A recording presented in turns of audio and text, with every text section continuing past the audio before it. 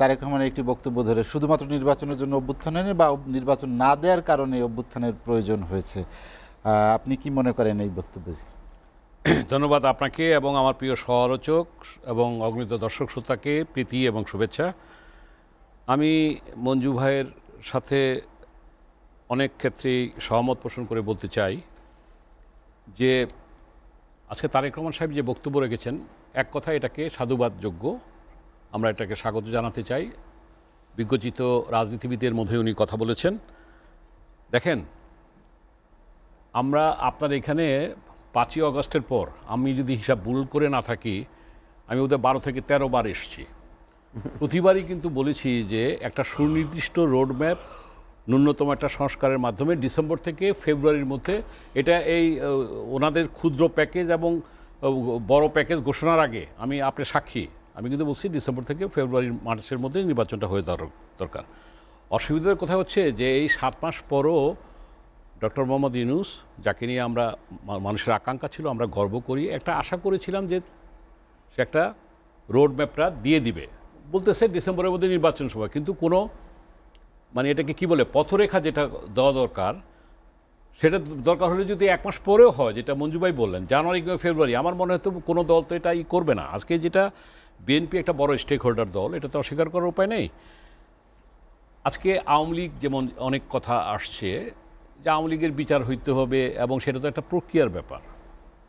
আমি আপনার এখানে বলেছি 2024-এ যারা ইলেকশন করেছিল, আপনি এই পার্লামেন্টে যারা আছে প্রথমে অ্যাবডো করে দেন। এটা কিন্তু পাকিস্তানে হয়েছিল, এটা একটা অধ্যাদেশের মাধ্যমে এটা করা যায়, তাহলে বিচারের আংশিক একটা হলো।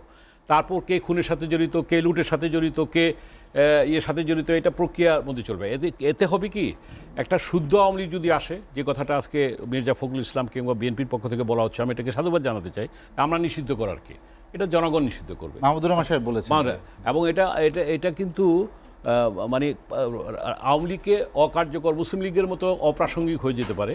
মুসলিম লীগ তো একসময় বড় দল ছিল, আওয়ামী লীগ এটা হয়ে যেতে পারে। আবার ক্ষমা চেয়ে ভালো লোকরা যদি আসে, সেখানে তাদেরকে অনুশোচনা করতে হবে, ক্ষমা চাইতে হবে, এবং তাহলে এটা জনগণই সিদ্ধান্ত নেবে তারা রাজনীতিতে টিকে থাকবে কি থাকবে না। আমরা কোনো ওই যে আজকে নাহিদ ইসলাম সাহেবের তারা যদিও আমাদের অনেক অনুজ, তারা বলেছে যে আগে তাদেরকে কোনো এই ইলেকশনে তাদের কোনো স্পেস দেওয়ার সুযোগ নেই। তো নিবন্ধন আমার কথা হলো কি, যে আপনি কাউকে যে বাদ দিবেন, আপনি জামাত ইসলামকে তো নিষিদ্ধ করা হয়েছিল, কিন্তু তাতে তো জামাত ইসলাম তো আরও শক্তিশালী হয়েছে। আওয়ামী লীগকে নিষিদ্ধ করতে পারে, কে নিষিদ্ধ করবে? হয় এক্সিকিউটিভ অর্ডার নিষিদ্ধ করতে হবে, না হয় নিবন্ধন বাতিল করতে হবে। আর নিবন্ধন বাতিল করলে তারা যাদের যে ভোট ব্যাংক আছে, তারা বিএনপির সাথে মিলে হোক, আমাদের মঞ্জুভাই দলের সাথে হোক, এই যে তাদের যে ভালো ভালো লোকগুলি ওই ছত্রছায়ায় তারা ইলেকশন করতে পারে। সুতরাং সেটা অন্য কৌশলের ব্যাপার। আমি যেটা বলতে চাচ্ছি যে আমরা 5ই আগস্টের পূর্বে 2024-এর এটা 14, 18, 24 3টা প্রজন্ম ভোট দিতে পারে না। আমরা একটা সত্যিকারের একটা গণতন্ত্র চাই।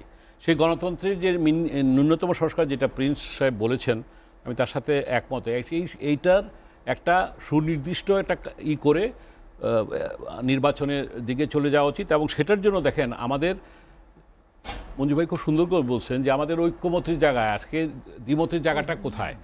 দেখেন, এই আমি বলি আপনার টেবিলেই কিন্তু আওয়ামী লীগের যিনি ছিলেন কিংবা বিএনপির যে ছিলেন, আমি ছিলাম, আমি কিন্তু বলছি যে আপনারা যে politics of inhalation and politics of denial, আপনারা জিয়া রহমানকে অস্বীকার করেন, আপনারা বিএনপিকে ইনহেলিয়েশন করতে চান, কিংবা তারা তো একটা ক্রিপ্টোক্রেসির মাধ্যমে একটা তারা দেশটাকে চালিয়েছে। তারা তো তাদের দলকে দলীয়ভাবে তো তাদের দায় নিতেই হবে।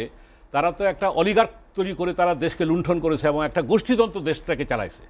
এখন এই জিনিসই তো যদি আবার দেখতে পাচ্ছি, আজকে ছাত্ররা যেটা করছে, আমি তাদের প্রতি রেসপেক্ট রেখে বলতে চাই, কোনটা কিন্তু তারা করছে, এটা কিন্তু অস্বীকার করবে। আজকে তারা যে দলটা করেছে, দলের নেতৃত্ব তার আন্দোলন হয়, আন্দোলন রয়েছে সব দল মত পথের যারা ছিল সবাই অংশগ্রহণে সে আন্দোলনটা হয়েছে। এখন তারা যদি যে সব কিছু তারা যদি নিতে চায়, এটা জনগণ গ্রহণ করবে না। আমি যেটা বলতে চাই, দেখেন ছাত্ররা অনৈক্যের জায়গা যেটি বললেন আপনি, যে সংস্কার আর আওয়ামী লীগের রাজনীতি, আমি বলি শুধুই কি আসলে অনৈক্যের জায়গাটা হইলো ওই জায়গায়, এই জায়গাটা কিন্তু এখনো প্রচ্ছন্নভাবে ছাত্রদের 2 জন সহকর্মী এই জায়গায় রয়ে গেছে। সুতরাং নির্বাচনে রোডম্যাপটা সুনির্দিষ্ট করার ব্যাপারে যে কথাটা মঞ্জু ভাই বলছেন, এটাই করতে হবে। এবং এইখানে এটা কি বলে নির্বাচন করার জন্য লেভেল প্লেইং ফিল্ডটাকে তো আপনি দৃশ্যমান করতে হবে। এবং এখন যদি দেখা যাচ্ছে যে যারা নাকি ছাত্ররা যে দল করলো, দেখেন স্বাধীনতার পর আমরা তো মুক্তিযুদ্ধে ছিলাম, জি। মুক্তিযুদ্ধের পর ছাত্র নেতারা কি কোনো অ্যাডভাইজার হয়েছিল?